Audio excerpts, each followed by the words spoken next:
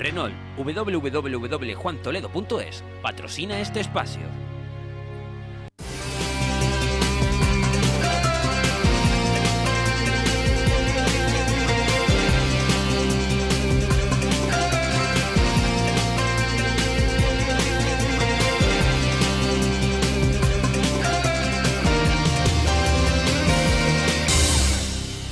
Bueno, pero estamos ya de vuelta después de la tertulia, esta jornada de miércoles en la que se retoma, en la que retomamos poquito a poco el pulso a la actualidad, pero para un rato nada más, porque ya saben que viene otra vez el parón de Nochevieja, retomaremos la actualidad, pero para un rato, porque vendrán Reyes Magos y ya luego, y así a partir del día 8, lanzadísimos en pleno 2019, que es año electoral, como ya supongo que todo el mundo sabe. Bueno, pues en esta jornada ya posterior a la Nochebuena, Navidad y antes de fin de año, pues quizás sea bueno echar un vistazo a algunas de las principales cuestiones a nivel insular con el presidente del Cabildo, como les decía recién, con Pedro Sanginés. Presidente, muy buenas tardes. Hola, buenas tardes. Y muy bienvenido.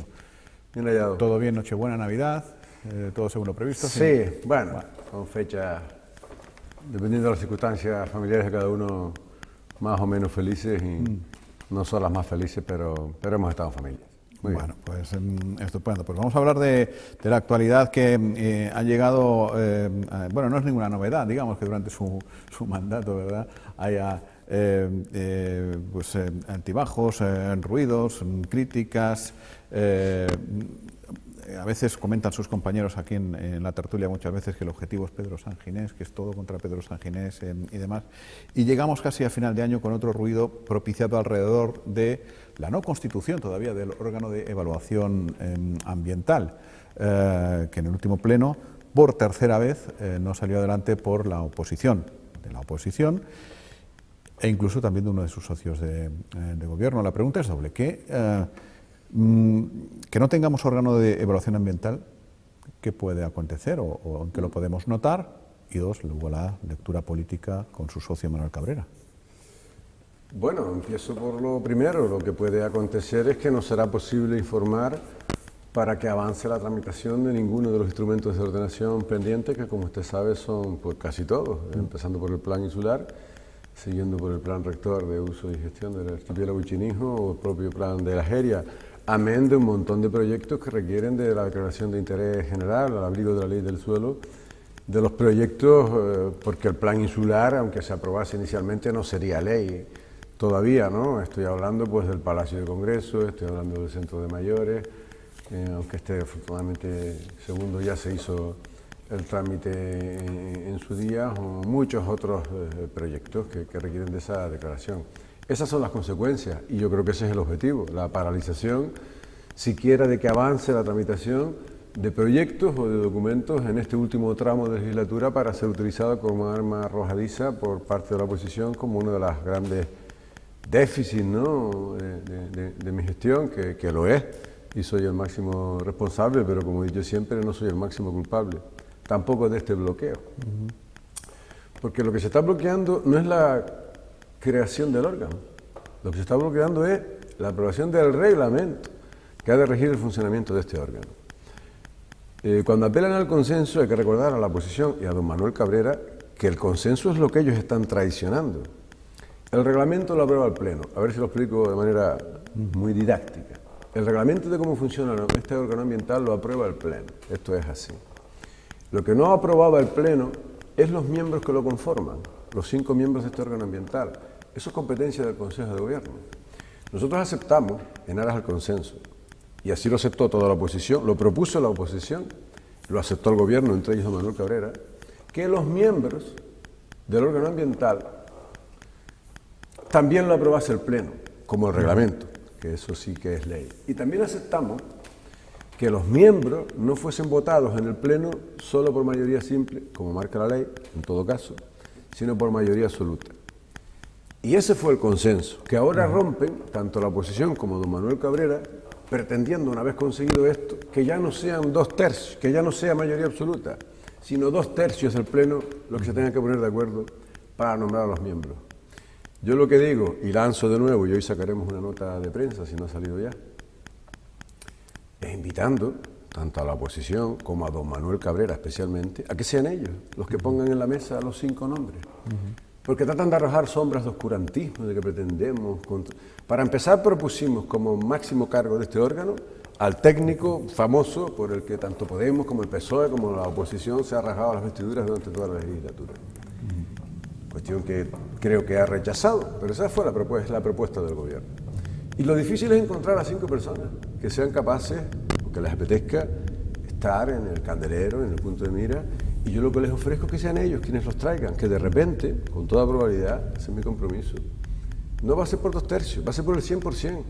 Si el problema es que ellos ni hacen ni dejan hacer, y la prueba palmaria de que así será es que ya verá usted, como en el par de semanas, que creo yo que es un periodo razonable para que sean ellos quienes traigan 5 nombres, los que consideren. Con la aceptación, claro, de las 5 personas, esto no se va a producir.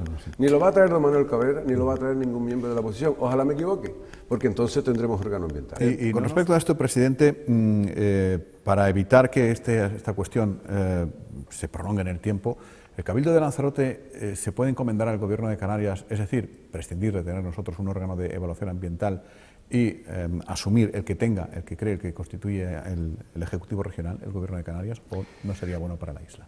Yo he escuchado como pretexto a parte de la oposición decir esto, que honestamente no estoy en disposición de responderle si sería posible que el Cabildo de Lanzarote se declare menor de edad, ¿no?, frente al resto de cabildos de Canarias y no asuma las competencias que le otorga la ley y que manifieste la incapacidad por bloqueo, insisto, de esta oposición y este miembro del gobierno que no están teniendo la altura de miras que la isla merece, decirle al gobierno no podemos, podrían hacerlo ustedes. Francamente, no le puedo responder si eso es posible. Desde luego, lo que no es deseable, ¿no?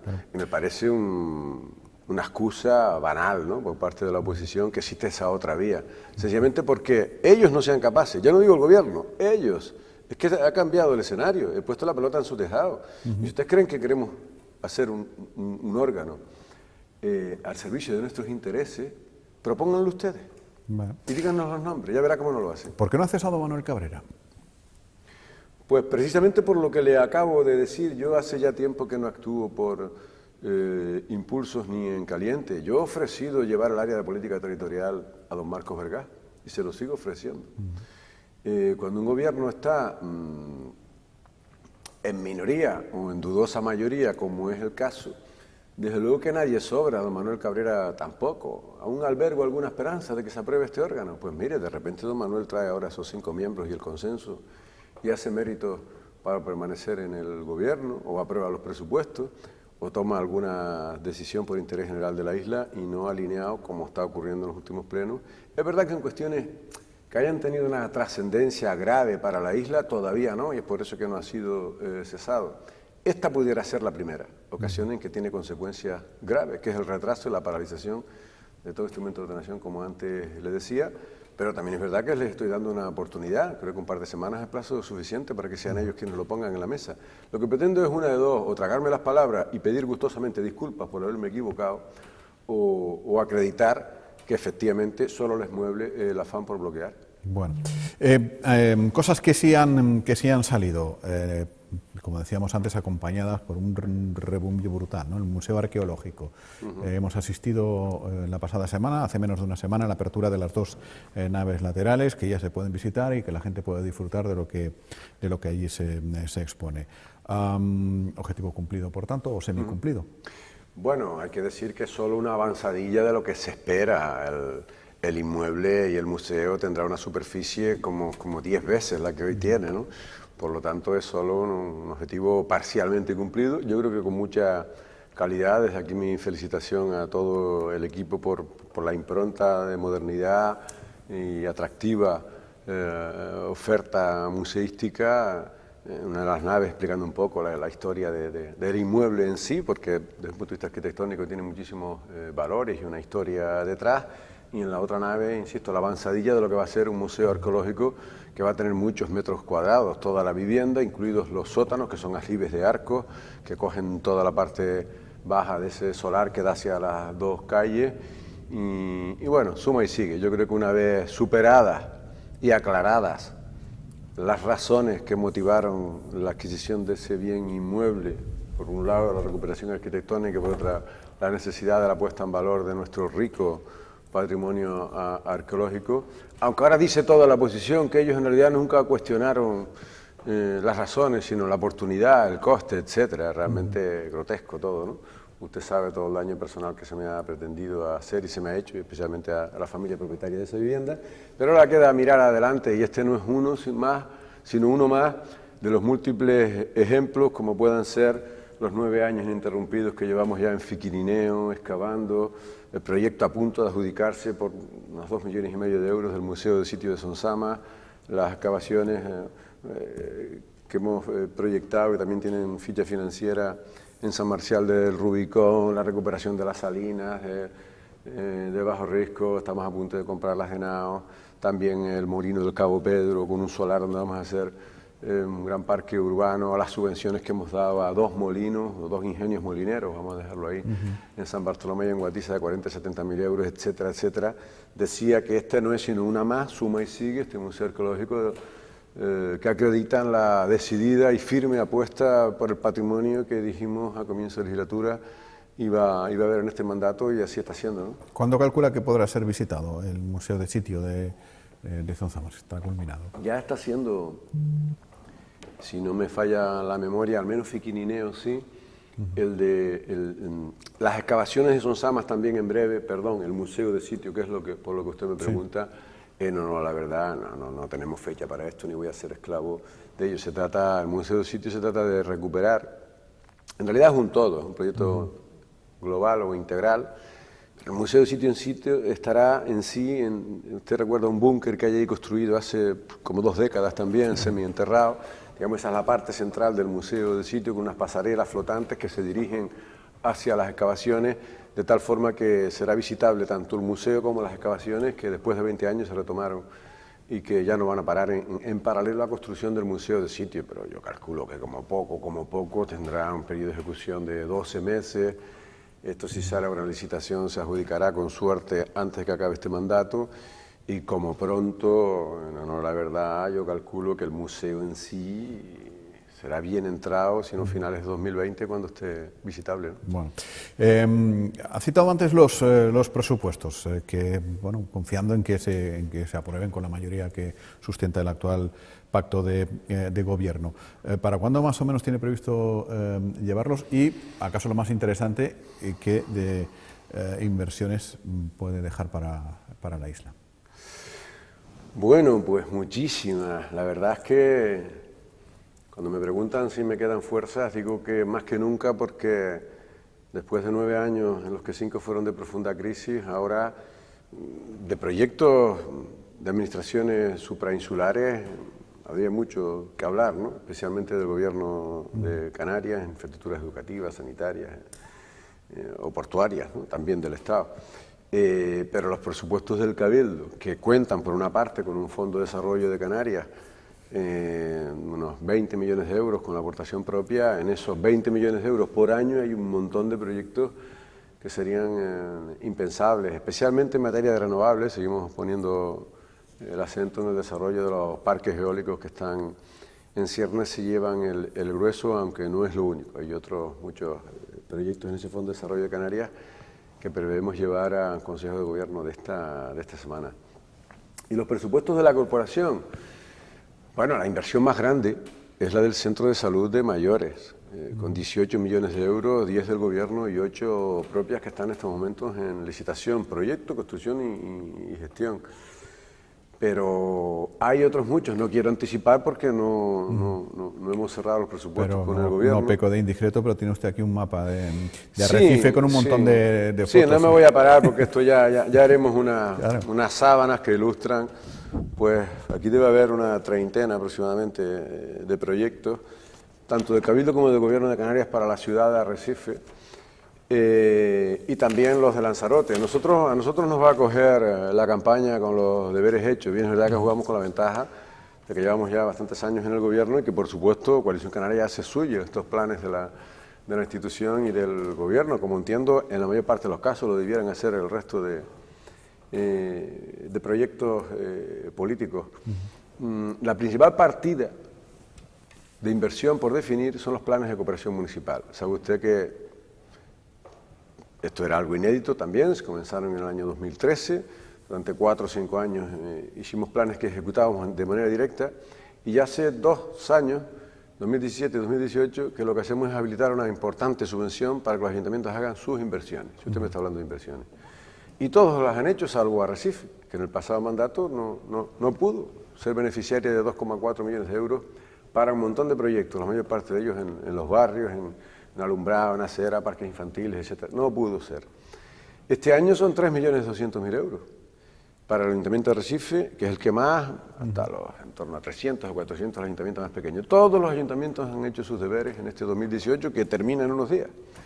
Y una vez más, todos, salvo el Ayuntamiento de Arrecife, que ni nos han solicitado el dinero, ni siquiera nos han pasado el listado de proyectos para que los haga el Cabildo de manera directa, que fue lo que le ofrecía la alcaldesa. 2 millones un año y 3 millones otros, esos 5.200.000, sí, el otro ¿los día, va a asumir el Cabildo de alguna manera? ¿O? El otro día leí que denunciaba Samuel que el Ayuntamiento había perdido 2 millones y pico de euros, no sé qué, proyectos del gobierno, no sé si eran de vivienda, pero es que solo del Cabildo fueron 2,4 y este año, insisto, son 3,2.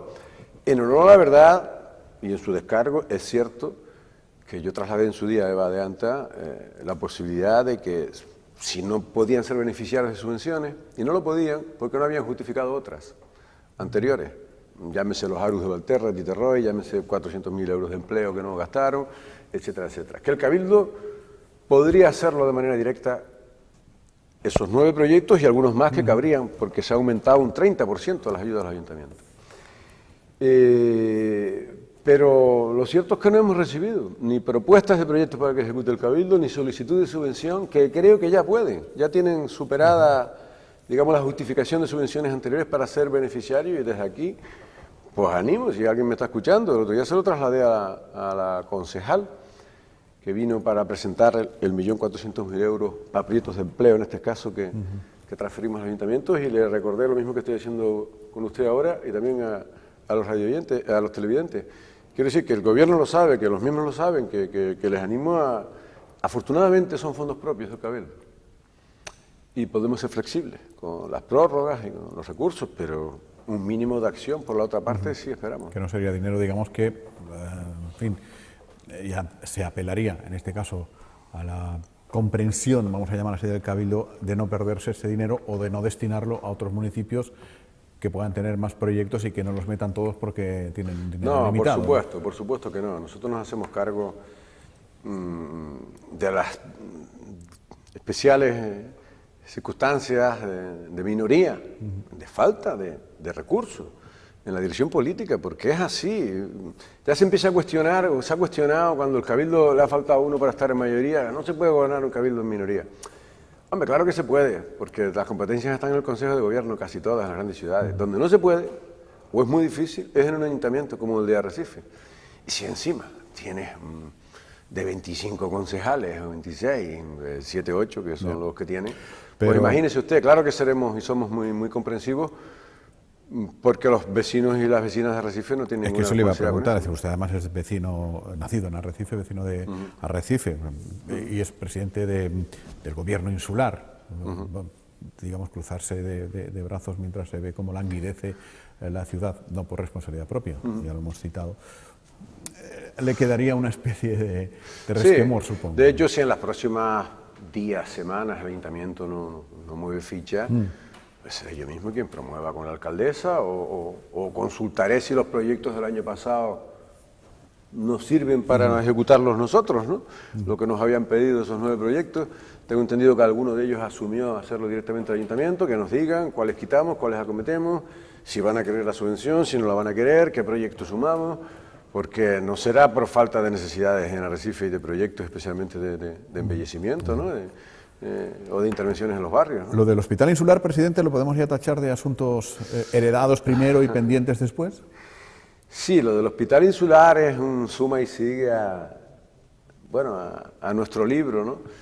Yo sé que puedo caer de pesado, pero es verdad, lo que ha quedado atrás, y quedó atrás los graves problemas, todavía persisten, sobre todo en riego, del agua, de los centros turísticos, de la sociedad de promoción, de Sonsamas, que es verdad que todavía hay veces en las que huele, pero no me digan que está igual, es que el salto ha sido extraordinario de la gestión del centro de residuos de Sonsamas, las renovables, etcétera, etcétera, y este es un caso más, ¿no? Por el que usted me preguntaba qué era, se me acaba de ir el Hospital Insular, es una aspiración de décadas, ¿no? De cuántas veces pasó el tren por delante y por cuestiones políticas el Cabildo renunció a acabar con este anacronismo que suponía que un Cabildo asumiese sanidad pública, ¿no?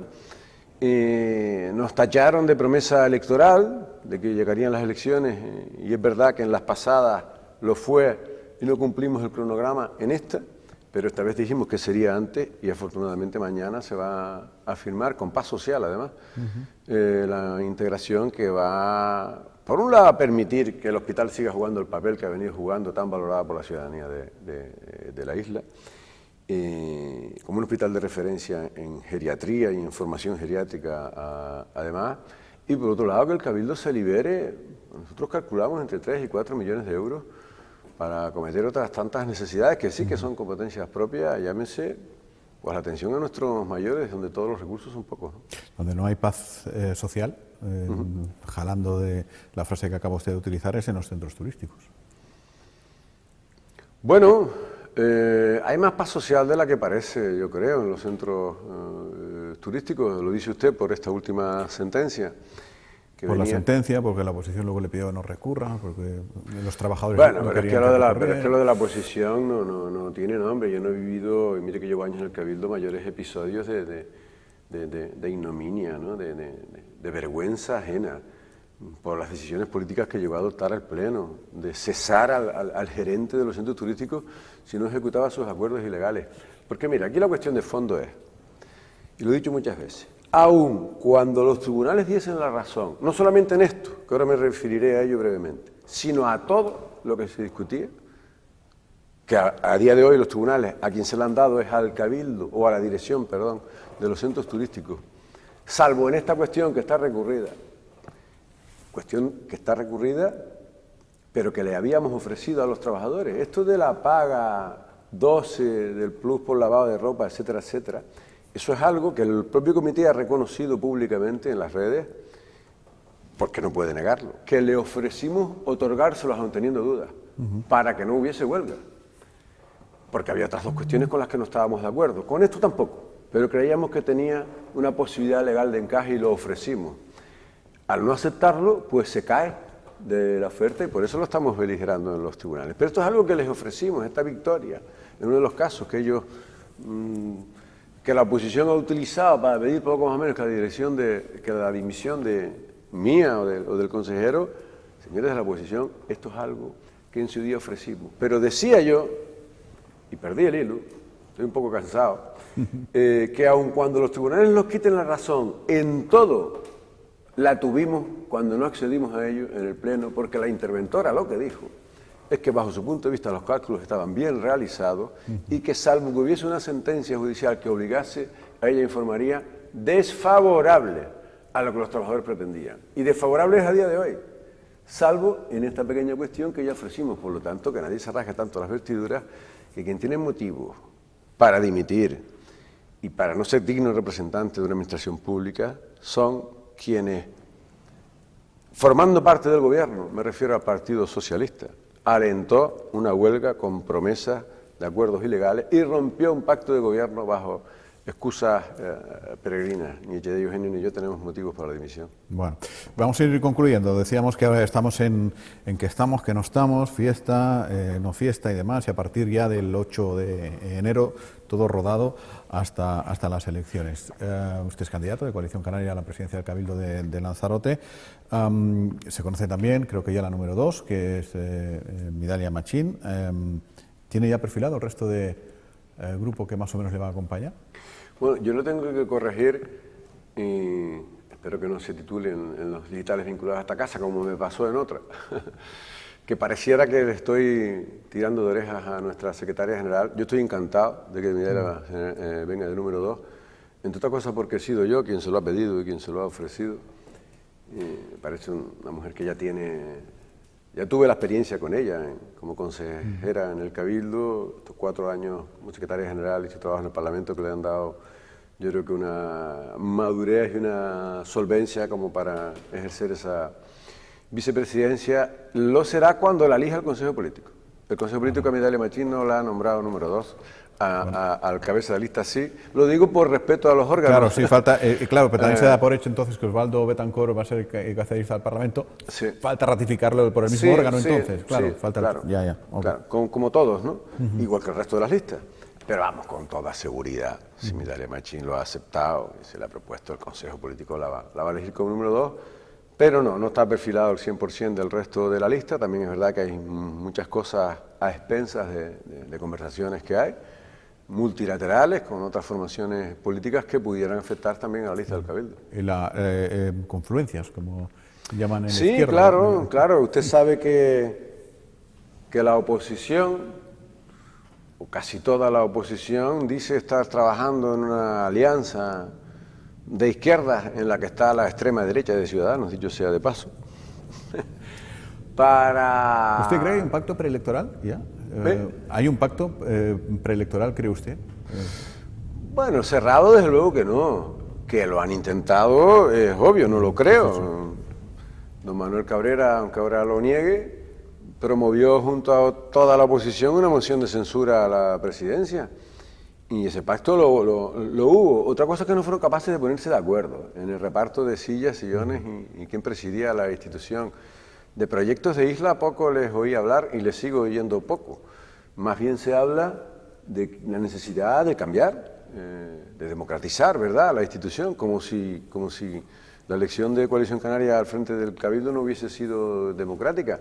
Es legítimo, ellos están en sus alianzas preelectorales, ya veremos si finalmente son capaces de sumar y si suman son capaces de pactar, eso en primer lugar. Y Coalición Canaria hace lo propio, pero en el ámbito del nacionalismo canario, del nacionalismo pragmático que practica Coalición Canaria. Y claro que estamos en conversaciones con muchas fuerzas políticas, especialmente para el Parlamento y para el Cabildo, pero pudiera incluso alcanzar a algún ayuntamiento o a ninguno, porque está todo abierto y nada cerrado. Bueno, pues lo dejamos aquí, presidente, que pase una buena salida y entrada de año, y el resto del año también, pero como ya nos iremos viendo, me imagino, pues al menos ese tránsito del 18 al 19. Muchas gracias. Un placer, feliz año, y aprovecho la ocasión para desear a mis conciudadanos, no estilo, no me verá usted nunca en un anuncio navideño, pero como esta es una entrevista para felicitarles las fiestas y desearles que 2019 sea mejor que un 2018 que francamente no ha sido malo. Pues lo propio, muchas gracias. Aquí lo dejamos, mañana regresamos con más cosas, mañana será jueves, tendremos tertulia de mujeres. Hasta mañana, buenas tardes.